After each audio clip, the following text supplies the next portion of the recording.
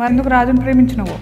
నేను అడగగానే బ్యాలెన్స్ చేయిస్తాడు, నాకు పానీపూరి తినిపిస్తాడు, ఆటోలలో రోజు తిప్పుతాడు. నేను అడిగానని చెప్పి బిట్లు చూడ్డం ఆపేశాడు. ఏమన్నా పిచ్చిగిన లేసిందా నీకు? రాజు అందరు మగోళ్ళ లెక్క కాదు మేడం.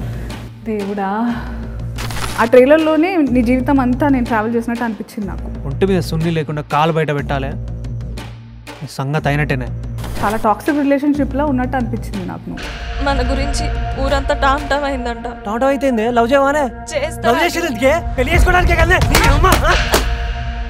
ఏమనుకోరంటే ఒక మాట చెప్తా, ఇట్లనే కాళ్ళు ఒత్తుతారు, స్టార్టింగ్ పడ్డాక పీక నొక్కుతారు. మీ ఆయనతో మీరు ఎప్పుడు గొడవలు పడలేదా?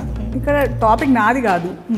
దెబ్బలలో కూడా ప్రేమ కనిపించింది. ఇదంతా సినిమాలలో బాగుంటుంది కానీ నిజంగా బాగుండదు. అదంతా ప్రేమిస్తే ఎట్లా నొప్పి ఇస్తారు నాకు అర్థం కాదు. చెప్పు. నొప్పిద్దామని అనుకోలేదు. నేను కొడితే కూడా నేను చంపితే కూడా ప్రేమ చూస్తున్నారని కదా నెత్తికెక్కుతారు వీళ్ళంతా. లేదు మేడం, మరి నేను కొడతా కదా రాజుని అదే ప్రేమతో. నువ్వు కూడా కొట్టినావా? ఇద్దరి మధ్యలో నలిగిపోయి నీ ఇష్టమేందో మర్చిపోయి బతుకుతున్నట్టు అనిపించింది. నీకంటూ ఒక ఇష్టం అనేది ఉండద్దా? నిజంగా నాకు ఇష్టం ఉంటుందా మేడం? నాకు ఉండాలనే అంటున్నా నేను. మీరు రాంబాయి ప్లేస్లో ఉంటే ఏం చేస్తారు మేడం? నేను కూడా మస్తు దెబ్బలు తిన్నా. సిటీలో నీలాంటి ముద్దుగుండే పిల్లల్ని, ఇంత పద్ధతిగా ఉండే వాళ్ళని మస్తు మంది చూస్తారు. అప్పుడు తప్పు వాళ్ళదవుతుందా నీదవుతుందా? అమ్మాయిని ఎప్పుడు వస్తువులాగే చూస్తున్నారు, అప్పుడు ఇప్పుడు ఎప్పుడు. కండ్లు ఏమన్నా కాకులు ఎత్తుకెళ్ళినాయా? చున్నీ వేసుకోకపోతే నువ్వు దూరం అవుతావా? బుర్రుందా?